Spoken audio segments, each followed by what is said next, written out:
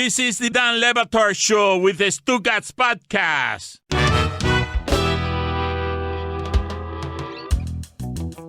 Let's do Stat of the Day with Mike Schur. He is ready. He is joining us every day, hopefully until the end of times. At the end, as we are ravaged by drought and flood. The last thing I want anyone to hear is Mike Schur doing the Stat of the Day once again for another day on our show. Start of the day, start of the day, it is the start of the day. Start of the day, start of the day, it is the start of the day. Start of the day, start of the day, it is the start of the day. Start of the day, start of the day, it is the start of the day.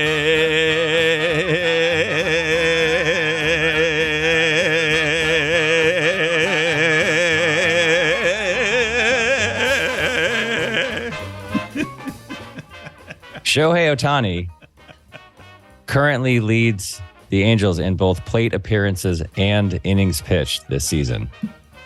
According to @Stats by Stats, the last player to lead his team in both categories for an entire season was Jim Devlin of the Louisville Grays in 1876. It's every day with him, Mike. No, this is funny, though. On this beat, right, you can say that every day a statistic is being produced that hasn't produced since Heine O'Doul was a second baseman patrolling, the 1880s.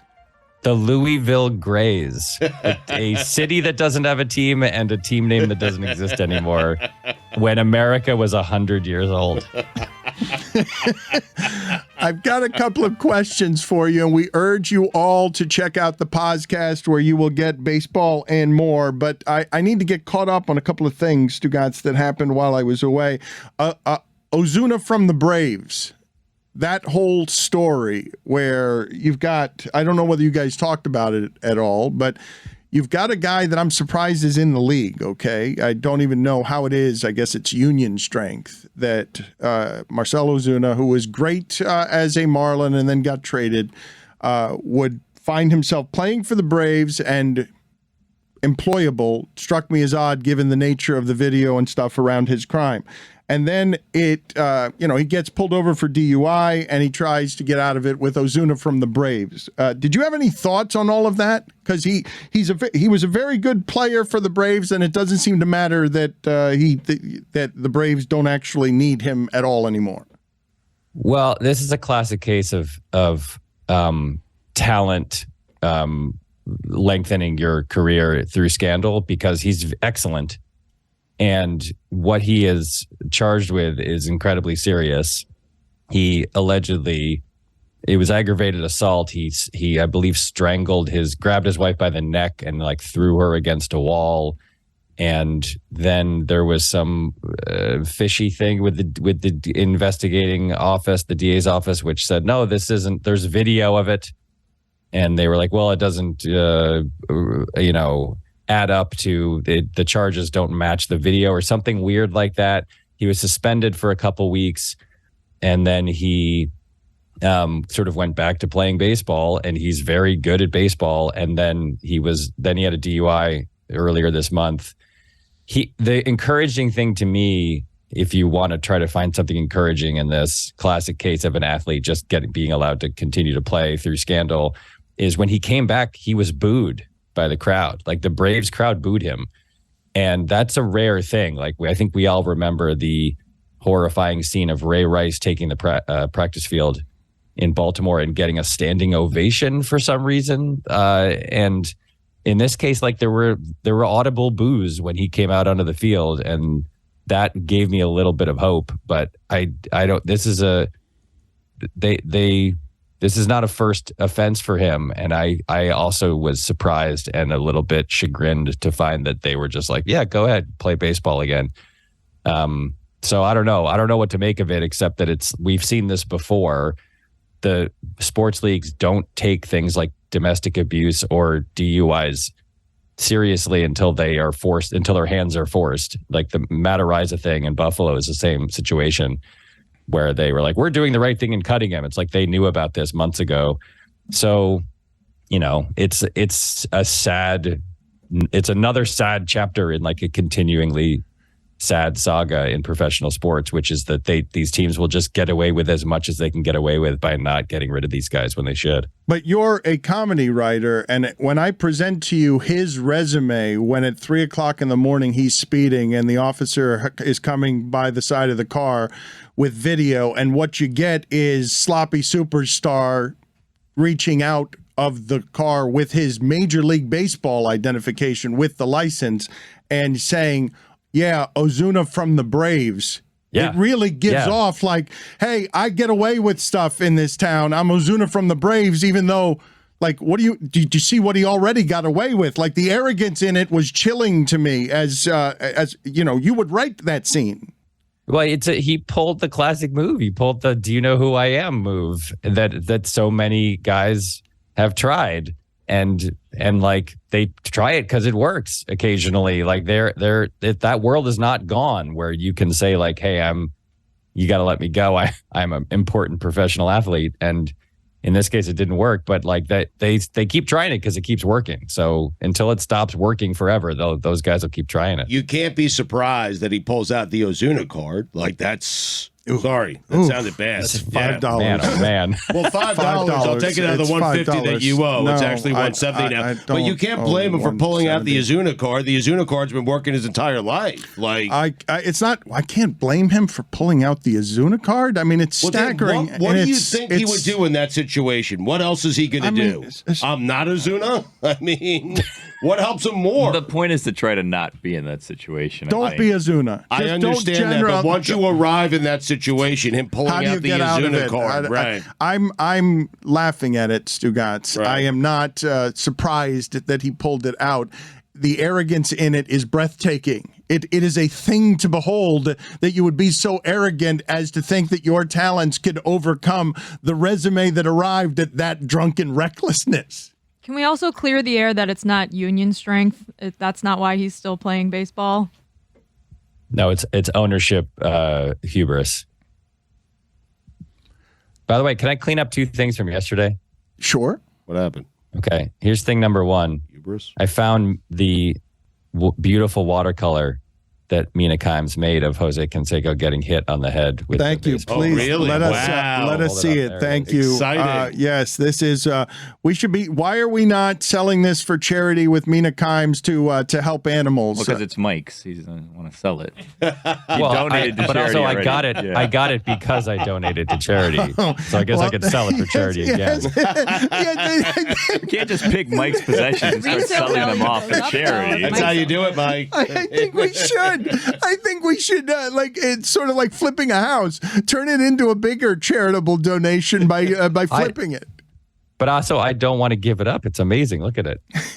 It is nice. It's a beautiful triptych that she painted just for me. Dan, do you want me to go to your house? Do you want me to go to your house and start picking all your prized possessions, your prized collections of art, and be like, yeah, we should just give it away to charity? I'll join you. Yes.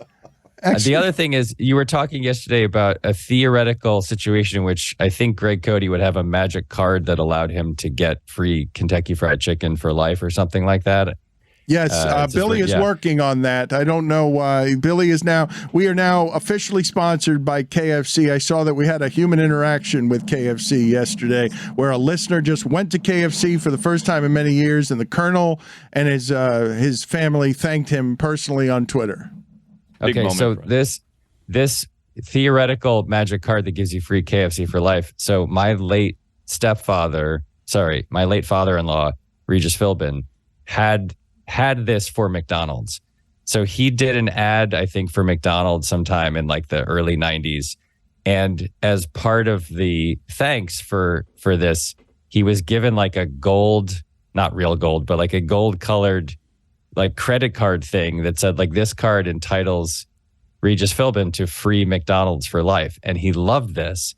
And so when my wife was a child, they would be on like a car trip somewhere and he would see a McDonald's and he would get really excited and he would pull in to the McDonald's and he would go inside and he kept this thing with him in his wallet and he would rush up to the counter and they would order a bunch of Big Macs and stuff. And then he would go, look, I get free McDonald's for life. And then the cashier would just stare at it confused because it was like, what is this? Why is Regis Philbin in this random McDonald's demanding free $3 hamburgers? And they would go, I've never seen this before. I have to call someone. And then like, it would be this confusing thing. And eventually he would go, it's fine, just here. And he would just pay for the food. And it never worked because it was just a very confusing object because it's not a thing that anyone has. Love the idea of that employee showing up to work that day. Yeah, that didn't come up in the onboarding. In the handbook. Training. Yeah. It's as if, though, honestly, if you think about it, it's as if a celebrity walked in and said, just with their hands, "Hey, I have this glowing orb. It entitles me to all your stuff for free." Yeah. What are you supposed to do with that? And then who do you even call to see if this is real? And also, I like to believe that the card itself was more of a symbolic gesture. And then he was just like, no, this is great. I get free McDonald's. But then no one ever informed the thousands of employees around the globe that if you ever see this, you give this guy free food. Classic Reg. I wanna congratulate you, Mike Schur, and tell the audience now that you at Meadowlark Media have done such a good job as an intern on Stat of the Day that we are now promoting you to one Stat of the Day a day and also one Regis Philbin story a day now. So, okay, we are going to do that going forward. Yes, Reg of the Day. Reg of the Day and Stat of the Day. And we get to go through your house and sell your possessions. Yes. Well, but do you know how much You can sell the Miro to Samson. Yeah, wait a minute. Do you know how much stuff this guy has of Regis that we could sell for charity? Like this is I don't. But I feel like I feel like we could rummage through all his things and give it all away to charity. We're turning this into like a Regis Philbin estate sale now. All of a sudden. Do you have anything from Regis, Mike? I have some things. They're I would call them family heirlooms that aren't for Let's sale. sell them. But yeah, His daughter too. I've got a few things. The McDonald's card still around? Or? No, I've looked for the McDonald's card because I wanted to try it. And I wanted to see if I could find it, but I think it's long gone. I mean, it was like 30 years ago. But sure, yeah, sell whatever I've got in my house. It doesn't matter to Billy, me. You lit up. These things. You lit up at the idea of a McDonald's All Access card that Regis Philbin had one. Well, cause I'm glad that he told that story because that was going to be my exact question: was what happens when he actually tries to use it at a restaurant? Because there's no way that someone that's working behind the register was onboarded at McDonald's somewhere on a road trip in Middle America. Like, in the event that Regis Philbin shows up, this is what you do when he presents the card to you. They should present their employees with everyone who has the card, though, right? I mean, no, but it's gonna. But that's the problem. It's like, okay, it's Regis Philbin and Mikhail Gorbachev, and like it's probably like a dozen people who are never, 11 of whom are never going to go into a McDonald's. So, all right, Mike. Mr. Gorbachev, order me a hash brown. All right, Mike. Reg of the Day. Wait, sorry. Was that a tear down? Was that a Mr. Gorbachev tear down that wall parody? That was limited fake Ronald Reagan. Yes. So they went to McDonald's together in this situation. Yes, they did. Thank you for dissecting that. Can I say rest in power in this situation? I think so. I don't know. Yeah. He kind of ended the Soviet Union. Well, then rest in power. Well, no, the hockey game did that. Oh, yeah, that did. Yeah, that's true. Mitt Romney has the McDonald's golden card, Mike. So does Bill Gates and Warren Buffett. Warren Buffett, Yeah, I could actually see using it. Buffett goes there every day. People unlikely to be going into a roadside McDonald's in like rural Pennsylvania. Haven't you seen though that Warren Buffett is like crazy in that he sets aside like the exact change that he needs for his McDonald's breakfast every single morning? Like he'll go with his he has it figured out like it's $1.37 because he orders the exact same thing every day and pays like to the penny so that he doesn't get change. Yeah, there's a lot of stories about him like that. That he still doesn't he, or maybe it's all the Walmart. I can't remember. It's all the Walmart guys used to fly coach everywhere, and it's like a drive old. Sam Walton used to drive like an old beat up pickup truck. Like, I don't know. Hold on a second, though. Juju is saying that J.J. Watt has a golden Chipotle card. Wow. A lot of athletes have those, Dan. It's a thing now, or it was a thing in like 2010. Then the whole norovirus thing happened. Chipotle kind of dropped off a little bit. I still ate there, though, that entire time. I thought all the Subway athletes got those for Subway. Like every time you see a Subway commercial, they get the Subway card. You should ask Golick. Didn't he do a whole Subway thing? Mike? I left you hanging there. I'm so sorry. Mike, we will Thanks, Stu. By the way, I'm a goal guy for you host a show with them. I don't know. So do you. This sound is 5 minutes overdue. Everything about this segment has been Look at me, dialing up a Regis Philbin anecdote to knowing the exact change for Warren Buffett, Walmart guys flying coach, everyone here. Look at me, Louis. One of my most awkward exchanges with Mike Schur that I'm sure he doesn't remember. Basset Hound.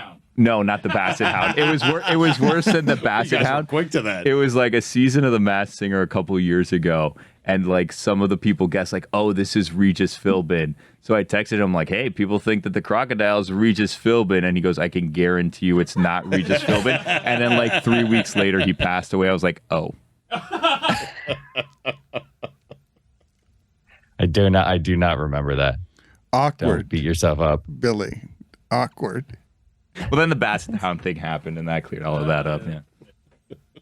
What happened, Mike? Please tell me. I didn't understand because I was away, and I walked into a room yesterday, and evidently there was something that happened with those two bad judgment clowns, Amin El-Hassan and Zach. Did something happen that was an interaction with you awkward?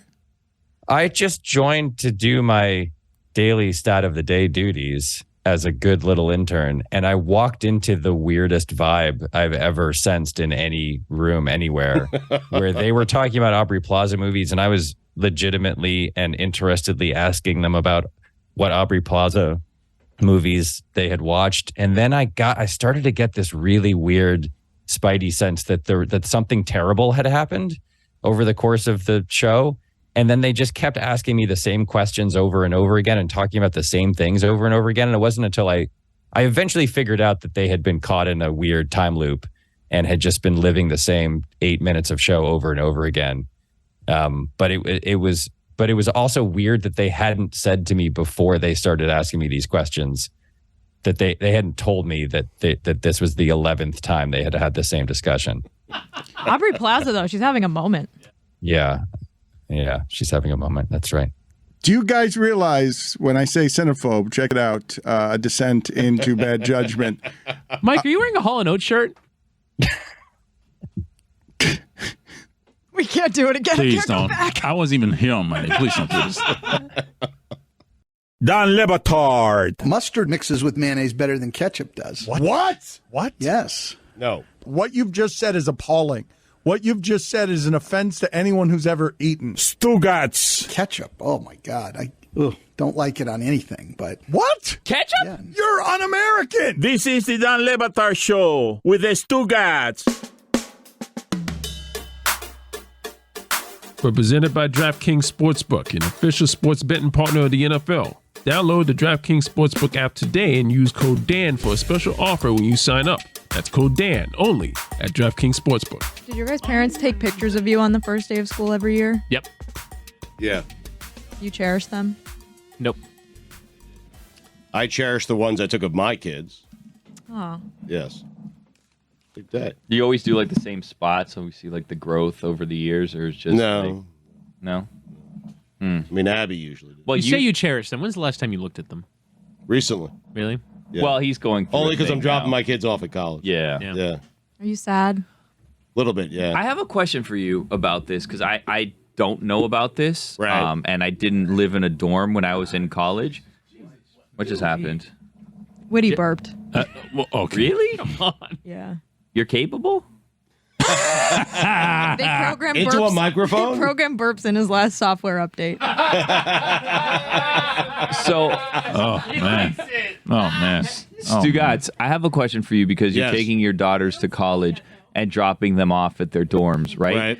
I wasn't aware of this until recently when someone told me about it. You can hire like interior decorators to like dress up your children's dorms. Like that's a thing now. Right. Did you do that? Is that a No. thing you're familiar with? No, so all my daughter wanted and her roommate was wallpaper because it's like It's a weird cement wall, like brick wall. And so she just wanted wallpaper over it. And so we didn't hire anyone. Her roommate's dad did it for us. Well, what were you doing? Watching. It's for your daughter? You had someone else's dad come in. I can't do that. I'm not good at that. It's not something like I told them on the front end, hey, I'll take you out for dinner that night. I'll buy you drinks, but I ain't laying wallpaper. Like, that's not happening. I'm not doing that. I don't know how to do it. It's hard. But you learn for your daughter. No, he knew how to do it. He said he could do it in an hour, and he did. Well, did his daughter want that too, or this was just like you hired this person to do this job for your daughter? No, our daughters decided on the wallpaper that they wanted, and her dad said, hey, I'm good at this. I could do it. I got it. And he did it. And he did it very, very well. So why would I get in the way of that? So I was eating pizza. I was watching him. I was entertaining. I was hanging out with both kids. I was doing what I do. Yeah. Yes, I was entertaining. And did you follow through and go out and take out to the drinks or whatever? No, I got everyone lunch. I got pizza up in Syracuse, New York. I brought it back for everyone. I was in charge of the music. Like I was doing what I do. What was this Which is nothing. This lovely person's name? That's a good question. Oh, God. It was just dead songs too, wasn't it? Why are you asking me this? Why are you putting me on the spot and getting me in a bad spot? I'm not. I had just learned that there was a thing that now parents pay for their kids' dorms to be decorated in a certain way, and I had never heard of that. Dorm decorations have taken on It's like a big deal. Life. Yes. If you ever go on TikTok or Pinterest or whatever and see like what some people are doing in their dorms, it looks crazy and it looks very expensive. And it just seems like a complete waste of money because you live there for what, like Did you do anything months? to your dorm? No, my dorm was a shithole. It was, right? The building Like, was it's kinda raised supposed like to 2 be a years after I moved out. Right, Like, they it's- demolished it. It's kind of supposed You to be a had black shithole, mold. your dorm, no? Absolutely. It's part of the charm of college, right? I actually, my dorm at Clemson was very weird in that we had 4 girls in one dorm, but we had our own kitchenette and our own bathroom inside our dorm room, which most people have the communal bathroom like in the hallway where they all have to like share bathrooms and whatnot. But we put all of our 4 bunk beds in the bedroom, so all 4 of us slept in the same room. And then we had our own like living room with all of our desks and a little like TV and a futon. It was actually very nice. However, since the bathroom was like in our dorm, we were responsible for cleaning it ourselves. Right. And I lived with some very messy people that did not know how to clean things very thoroughly. And it was very disgusting. It was probably a health hazard. I think I got sick cleaning it at one point because I inhaled mold fumes. But you like leaving 18-year-olds, regardless of gender, all 18-year-olds are relatively disgusting, in charge of cleaning up after themselves in that capacity is just a horrible idea. And they tore that building down. Clemson My House. daughter called me to ask me how to do laundry.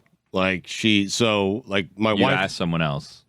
Well, my wife and I walked her through how to do Your it. roommate's dad do Wait, it for you? hold on. You still did your daughter's laundry? You called Bob. Oh, the you're roommate's dad. laying a lot of you're laying a lot of wallpaper these days, Whittingham. You didn't make probably your are, kids I'm do their sorry. own laundry in high school? I've been doing laundry since I was like in 5th grade. I love doing everyone laundry. just My did their kids, own. listen, my kids went to, my daughter, we have a joke in our house because she went to private school up at North Broward Prep. So her first day of college was her first day of school. She's like, Dad, they don't remind us about homework. Like, I just have to write down. I'm like, yeah, that's school. Congratulations on your first day. Did you just say you love to do laundry? I do. Cathartic, yes. Don't bring out the chickens. No. Get back in, chickens. Get the hell back in there. I've been saying that for decades.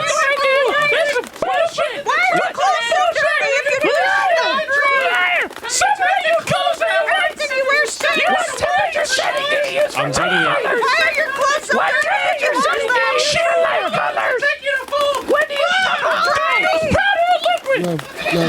No. I'm not intimidated by the chickens today. Can we call Abby, please? Because he's pretending now. He's leaning in saying, I've been saying it for years, as if that makes it true. Fabric softener. It's a good point by you. I mean, you are so full of shit. Yeah. I love the softener. You know what else I love, Dan? They have this thing now, so you can mix colors. You can put a couple of sheets in the actual wash, right? And that prevents colors from bleeding into the whites. How about that? Colors still bleed. Yeah. I feel like we're in a post-separation world of separating whites from colors in the laundry. I agree. I haven't separated. I am specifically talking In about the laundry. laundry. I Do not use this out of context. Just in the laundry. Everything's cold washed now. Every material is synthetic, and everything needs to be washed cold, and the colors don't bleed if it's all cold. Right? So- am I crazy? So let me ask you a question, Stu, since you like to do laundry. Sure. When do I go from cold to warm to hot? Like, what do I do? Because I'm doing laundry, but I will just throw everything in together. But all my that's what I clothes do. look ridiculous. I throw everything in together, put a couple of these sheets in that separate, so the colors don't bleed into the whites. What? And then I put some detergent in. What do you mean, what? What are those sheets? The sheets I put in are in the dryer sheets. No, those are dry. Those are softeners, okay? These are sheets that prevent the colors from bleeding into the whites that you put in. So you can throw everything into one thing. You don't believe they exist, Billy? I've never heard of it. They're fantastic. Great invention. I mean, all right, we've got to go it through changed this. the laundry game. I'm serious. Stugotz is now aggressively fighting with the chickens who are undefeated. The chickens. They're not going to win this one. Okay, you're really saying this? This is the one you're staking it on. Whittingham, can we please call Abby and find out whether Stugotz finds cathartic to just sit around doing laundry? Because I want to get to the truth. We might be on the precipice here of a historic Stugotz defeating the chickens. Stop texting your wife, please. No, I'm giving Chris the number. That's all I'm doing. You would understand why I would not trust you from any turn here. Of course I do. I also don't think she'll lie for him, though, so I don't think that that's something we need to worry about that much. She won't. I've also found here on Amazon a 72 sheets Shout color catcher dye trapping sheet. Thank you. So I think I can verify Stugotz's use of this here. You don't need that. What you got, chickens? Huh? All right, well, we will. So you are feeling confident before we go after Abby here, and because there are a couple of things I wanted to get to. One of them is, again, and I do not know why this keeps happening to us on a Wednesday. The drilling? You guys hear that too? I hope the audience doesn't hear that, because yes, the show has been vibrating all show. They've been drilling for 2 hours. I hope it's not too disorienting for the audience, because our bodies have been shaking for 2 hours.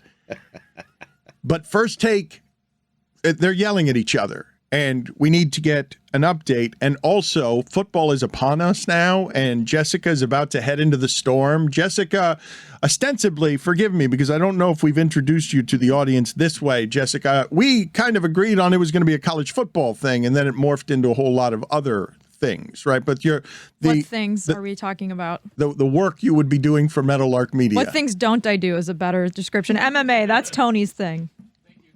But college football, everything else though. You're headed where? Well, you're very talented. I mean, oh, thank you, Stugotz. Got it. You should listen to Golic and Smetty this week. You get a shout out like once every couple episodes. Do I really? I am going to the Backyard Brawl tomorrow night, Pitt, West Virginia. Oh, wow. Wow. On the schedule, week 1, Thursday night. Amazing. Formerly Heinz Field, now Schur Stadium or whatever the hell they call it. Very excited, Dan. Week 1, there's a lot of good matchups this weekend. My alma mater playing Ohio State Saturday night. FSU, LSU, sneaky underrated game on Sunday night. There's going to be some fun things with the return of college football season. Is Notre Dame season going to end in 3 hours? Like no, absolutely. It's week 1. You don't need to. No, they're playing the number 2 team in week 1. Even if they lose by 30 points, if they win out the rest of their games, or maybe have one other loss to like Clemson or USC or whatever, they can still make the playoff. That's the beauty of playing a difficult schedule and getting a tough opponent out in week 1. Same goes for Oregon and Georgia and all the other teams this weekend. I was curious because, again, Golic and Smetty will be covering college football, and she is headed Pittsburgh. Her football fandom is in an interesting place post Roethlisberger. Kenny Pickett he looked like a professional quarterback for Pittsburgh last year, and now he goes to the Steelers, and it's a cool story, and he's going to be the one to replace Roethlisberger soon, I would imagine. And although Mike Tomlin is not yet named the starter. He was asked yesterday, and he's still not yet deciding who's going to start a quarterback for the Steelers. They've decided. I like that. I think Mitch Trubisky Gamesmanship. will start. I like that. Mm-hmm. Don't show him your hand, Dano. But I think it's smart to let Kenny Pickett have a few extra weeks to get some more practice reps in and go on the road with the team and kind of feel it out. And then There's a danger to that, though. I don't think there really Well, is. if Mitch is good and the team's playing well, he never comes out. But what's the danger in that? That's a great you never problem know, to have. Dan. But he was like, We know. No, you don't know. Well, Stugotz, he was 0 for 16 in goal line situations like this, right? Manti, I was reading some stats. Trubisky wasn't exactly showing anybody anything during the preseason that makes you think he's going to be something more than what we've seen from Trubisky. Yeah, he can be fine though, and that will be enough to win a few games and then have Kenny Pickett come in, a third of the way through the season if that's what they want to do. If he's not ready to start week 1, maybe he's ready to start week 1 and the Steelers haven't led on to that yet, and he will start. But it doesn't seem like he will. It seems like it's Mitch Trubisky's job to lose. He's a more veteran quarterback. Not saying he's a veteran quarterback, but he has played in the NFL. He has started games, and they don't need him to do that much. They have a good defense. They have a solid run game, a great tight end. And he just needs to kind of spread the ball out and play his game, and they can. It's going to be boring, games. though. No, don't you feel Why like is that you're headed boring? toward a grinding sort of 7 and 10 He's season? never had a losing Or season, some- Mike Tomlin. Okay, fine. Then a grinding 9 and 8 season like last year's. Don't you feel like you're just headed toward Mike Tomlin willing you to 9 wins? They've spent the last 3 years. I don't want to talk Steelers. I don't want to dive too deep Apparently, you do. on Steelers football. What I did want to dive a little deeper on with you, because you're doing with Golick. It's not a Notre Dame podcast. It's not even college football. It's not just a college football podcast. But in watching that Untold series on Netflix, and they really are telling some cool sports stories, and they're telling them well. Telling the Manti T'eo story with all of it, with the religious connotations of Notre Dame, with what it is that Notre Dame aspires to be as an institution beyond football, that Manti T'eo would come out of that, all of that catfishing shame situation, with the shame being something that we should be feeling, and that he would be forgiving of everybody, that he would be a shining light for what Notre Dame tries to represent. Hearing Manti T'eo's story, or seeing it told that way, when you reflect back on what our behavior was 10 years ago, Stugotz, Are you going to apologize and he forgives us. for True or Kakua? Yeah, you have to apologize Should for we? You can apologize to me, actually, on behalf of Sorry, Notre Dame. Jess. We should apologize. Yes. You weren't born yet. That's true. What? I was in college. I accept your apology, though. I think you're right, Dan. He seems to have time has sort of healed some of those wounds. He did seem very emotional at the end of the documentary. But to be so forgiving of everyone, yeah, I think that's like, speaks to the level of what kind of person he is. yeah, that seems like it's in his nature. Like that's kind of what Jack Swarbrick has been saying as the person who represents the university, who's been defending Manti for 10 years. He's incredibly trusting and kind, and maybe that was something that hurt him because he trusted this person too much and didn't seem to question if they were real or not. It was such a story of sweet innocence, just sort of stolen by the machine and the time, and to hear him telling it for the first time, hurt but forgiving. I just can't think of a better way for that story to be framed for him in the telling of it for the first time, because Colin Kaepernick chose to tell his story through Nick Offerman and an assortment of Netflix devices, trying to, reach people in the content age with art on being iconic figures. That choice was a cool one that he made, to trust those people with that story that had been quiet for 10 years, to do it well, to tell it with grace, and to tell it in a way that was compassionate to him. I love any documentary that makes you look at yourself and be like, ooh, I did that. I was part of that in a weird way. I went with that not crowd. Me specifically. How'd it feel? But you guys, for sure. Shameful. It feels shameful. True or Kakua, that whole thing. Yeah. Mm-hmm. But also, you're also not examining the context of the moment. We weren't familiar with catfishing at that time. And I would say also as a society, we're probably a bit crueler, right? Like it was. No, we're still very cruel. I think the lesson of it, Whitty, is to think of what are the things happening right now that maybe we don't know the full story behind that we will learn from in 5 years, like 10 years from now. we screwed up on that, Oh and my address God, that now that's before we everywhere. make the mistake again. But we should have known with that one right there. That should have been one of them where we paused for a yeah, second. we should have paused and been like, But our that jobs kid's- are to react in the moment, though. Well, the reaction was disproportionately negative towards a 21-year-old instead of towards multiple other failures by the media and by everyone else that let this thing happen, Stugotz. That's the problem. Like, he was the victim of the catfishing, and he became the main perpetrator in people's eyes. Like, it was his fault. Like, we blamed him for it. Right. It became he's telling this apocryphal story that makes him seem bigger and better than he is. Right. And like, while knowing that it wasn't true. It was a story about our cynicism. He must be doing the wrong thing.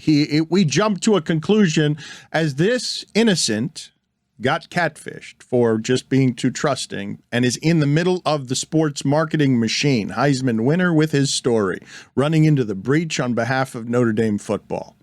An icon, a symbol of strength in his culture, for his people, trying to get to football, and he gets fooled by the internet, and his pants get caught around his ankles, just ashamed, dragged, life altered, painful, and at the end of it, he finds forgiveness. Just an unbelievable story on behalf of what the Christians would have you believe that the religion is, not of football, but of like you make the sacrifice and you forgive all. You forgive everybody. My favorite is like people thought like Notre Dame was in on it, like Notre Dame was manufacturing this like fake relationship to make Notre Dame seem better. If Notre Dame had their way, no one would date at that school. Anyone, even a fake person that they've never seen.